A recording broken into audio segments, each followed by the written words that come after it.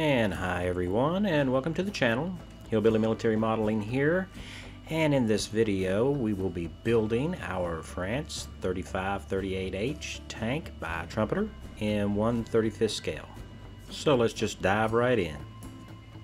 So our very first step is to assemble our tracks. Now these are vinyl tracks with the melt over pins, and after getting them assembled, we're going to go ahead and wash these tracks. That way we're going to remove all the release compound that's left on them from the manufacturer so that our paint will stick to them. Next step is to assemble our running gear.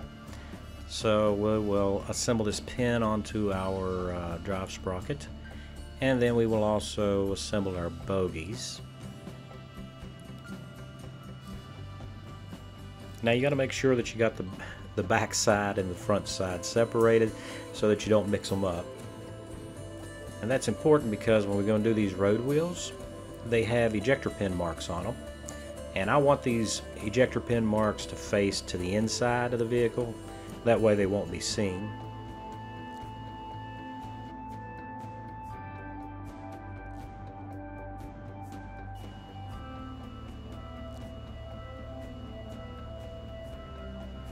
And then next up we're going to place the spring assembly onto the bogie arms.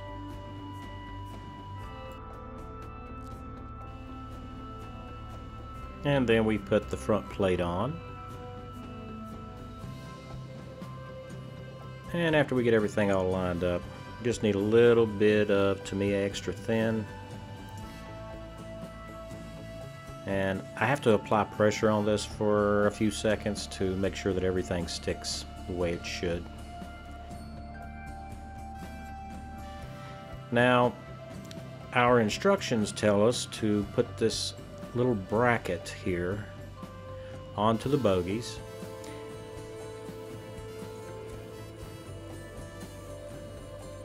So there are these tabs on the inside that it lines up with. And here's where I discover a problem for us.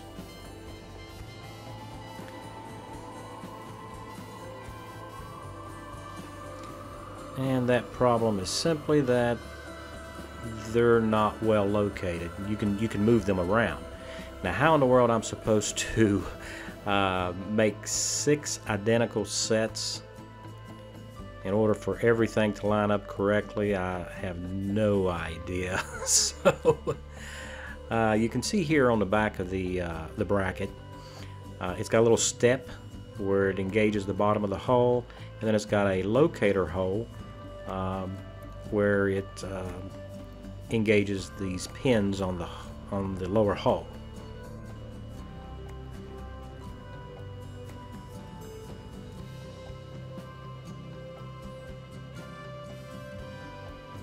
So what I'm thinking is it would be best to go ahead and put these brackets on.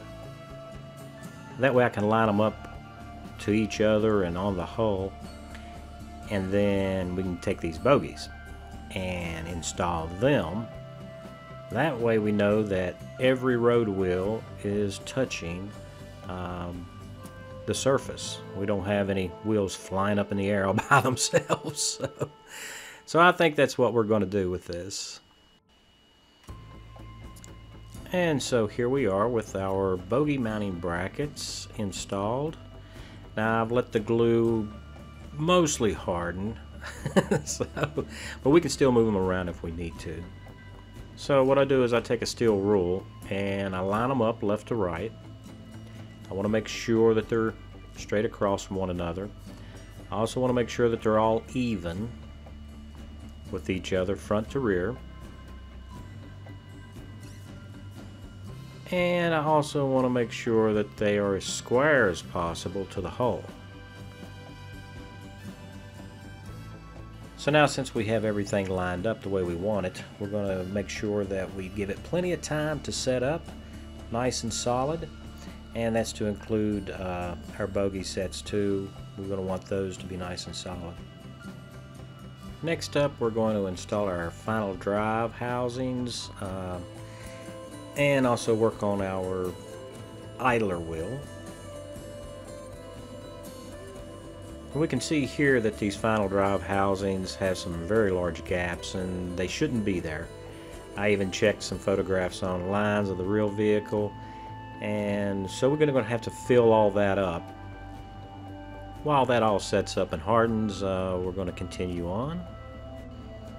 So next up, we have to install our running gear, and we've got some work to do. I've chosen this option with the idler wheels that are supposed to have these holes in them, and Trumpeter didn't put the holes in for us, so they tell us to drill them out. So I go ahead and mark the center of the holes, and I start each one and drill it through, and then I will take a larger drill bit, number 42 in this case, and I go ahead and drill those out. And that's what it looks like when you get them all drilled out. And I think it looks really good. It adds some nice detail. Here I've installed the drive sprockets. Now it's time to put our bogie sets on, so we're going to have to get a little creative here. We want all of our road wheels to be lined up once this glue sets up. So I'm going to use these two straight edges here to help me do that. One of them I've taped down to the mat, and the other one I will just sandwich our road wheels in between and get everything vertical and straight. So I'll go ahead and install our bogies.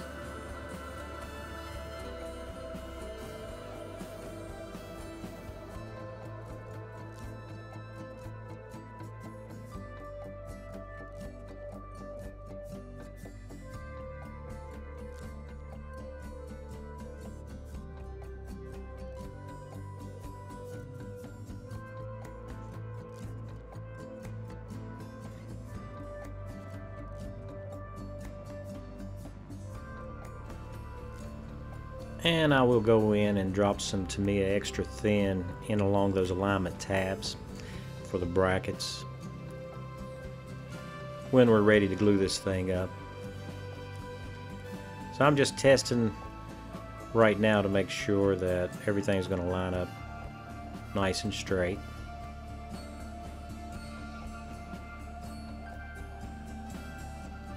And I do put a little bit of weight inside the lower hull, and that'll make sure that everything stays nice, straight, and flat against the surface of the table while it sets up. That should give us a nice straight running gear.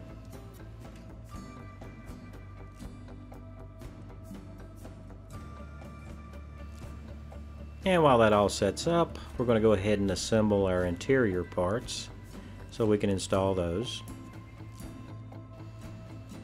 And we have a small alignment issue, which I go ahead and fix.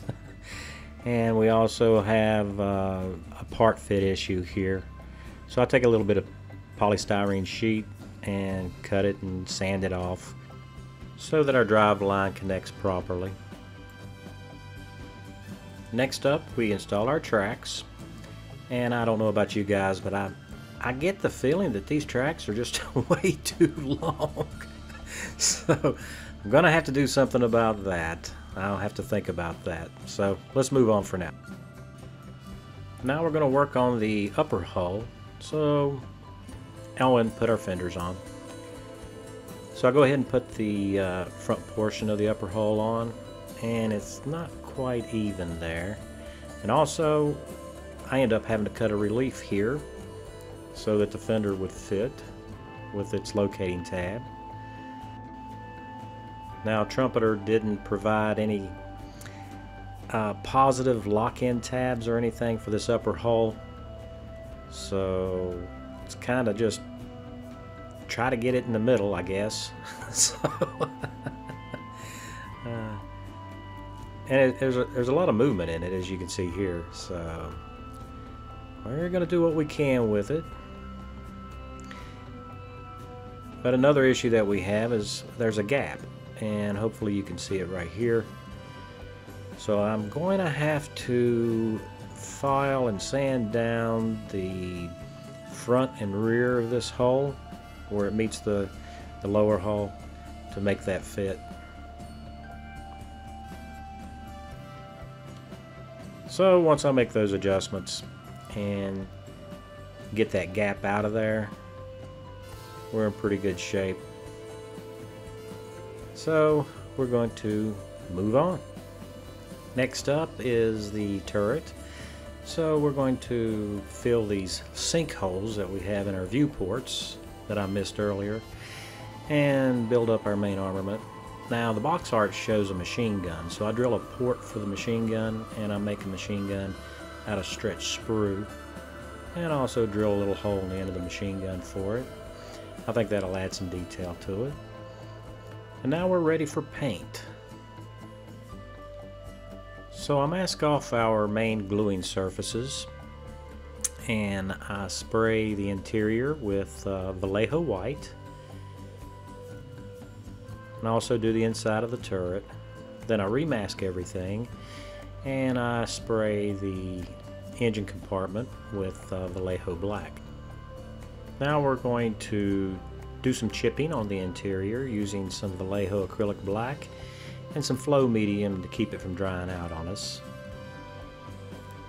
So I start with the driver's chair and concentrating on the corners and the armrests, normal wear places.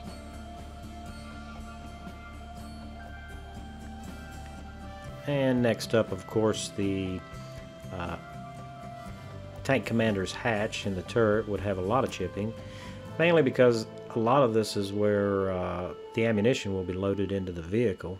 There's no other access door to do that on this vehicle. So you can imagine a lot of scratches there. And we do some chipping in the side of the turret.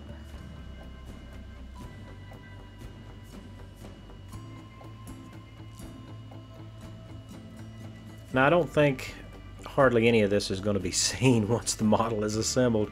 This is such a small tank, you really can't see too much inside there. But it's good practice.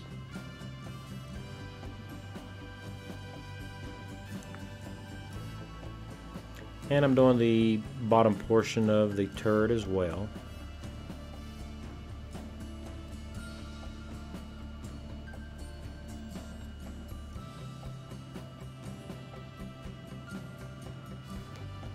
And we're going to do the upper hull, inside around the driver's compartment and the driver's hatch.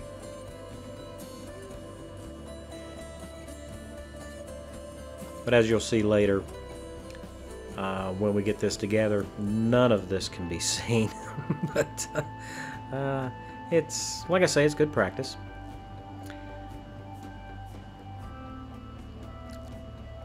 So around on this circle pad here that they've got molded in the bottom of the hull, this is where the tank commander stands.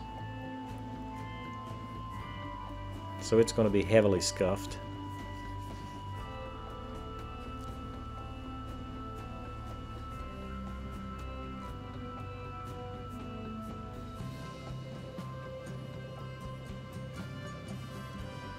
So next up, we're going to take some Testors enamel flat steel,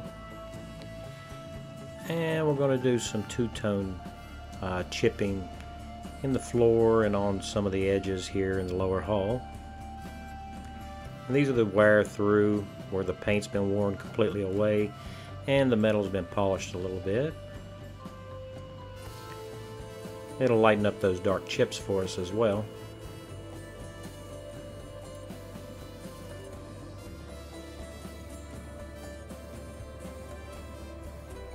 Here I'm using Panzer Gray and some flow medium, and we're going to use this to paint the driver's seat cushion.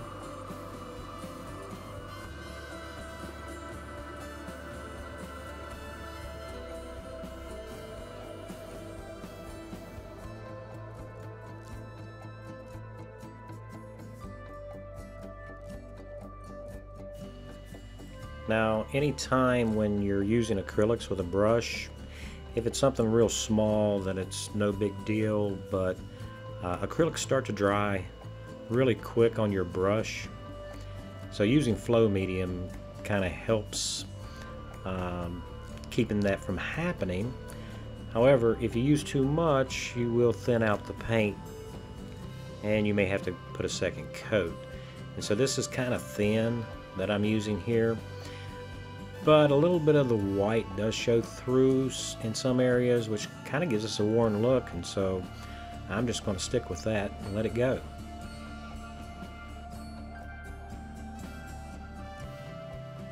And here you can see what I'm talking about with the white showing through in some spots.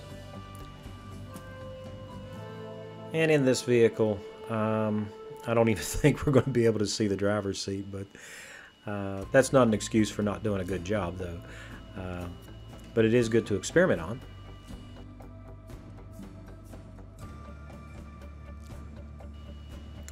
So let's move on.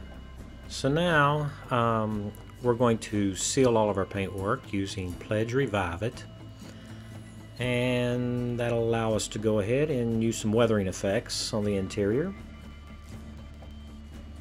So the first product I'm going to use will be this Tamiya brown panel liner, and we're just going to add some accents around all these corners in areas where parts come together.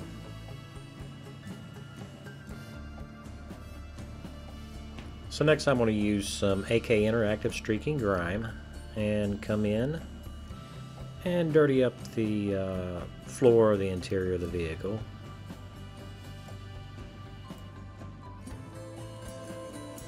Here I'm just coming in with a little bit of enamel thinner and cleaning up the brown panel liner that I put on the main armament, and it cleans off really easy. This is one of the reasons why I like using the Pledge Revive It. It makes it easy and simple to clean this up without having to go to the expense of always using a clear acrylic paint. And it works pretty good. I also use the AK Interactive Streaking Grime to dirty up the inside of the turret. Here you can see that there's not much of the interior that's visible. With the interior complete, I go ahead and glue the upper hull to the lower hull and get it as center as I can. And I have to come back in and fill this front seam because it's actually not supposed to be there. Now we're going to work on getting these small accessories like B31 and B32, which are our fender supports, which they don't line up with the tabs on the fenders, so I end up trimming those off.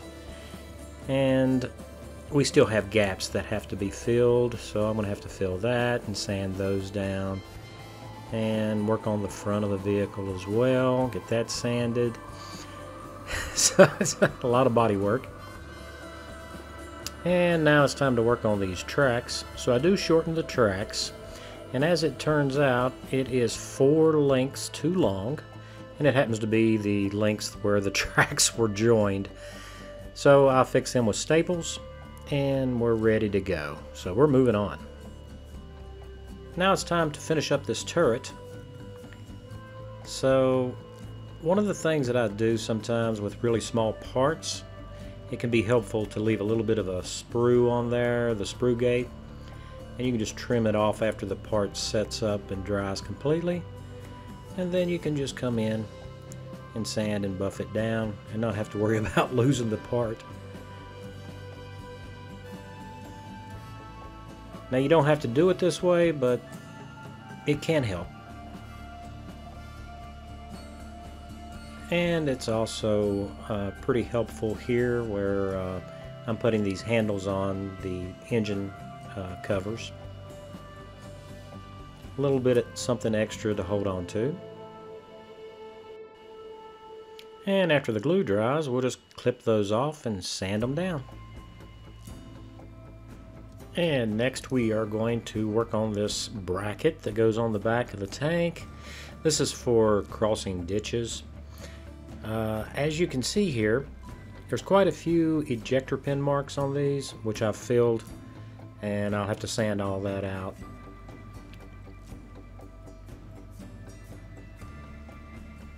So the assembly of this bracket went rather well. I just had a couple of small adjustments to make, and I think it came out pretty good. So Trumpeter wants us to cut out this hole in the back of the hull to accept the towing pintle. I wish they had pointed that out before we had assembled the whole vehicle.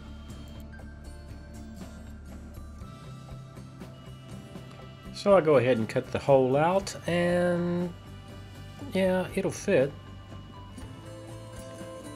But something that I found out is that with that in place, you can't get your ditch crossing bracket to fit. So I do have to go back and I refill that hole and sand that off. Now that pretty much completes our build portion of this model. Now I have left the rear ditch crossing bracket, all of our tools, and our exhaust off because I'm going to paint those separately. And I'm going to be going with a color scheme very similar to the one that's on the box. And you guys are not going to want to miss that. Also, I'll be debuting my new airbrush. And with that, guys, this video has come to a close, and I just want to thank everyone for tuning in and watching. Special thanks to all my subscribers, and if you're new to the channel and you like the material that you see here, go ahead and subscribe, and if you like this video, please hit the like button. I'd appreciate that. So thanks for watching, guys.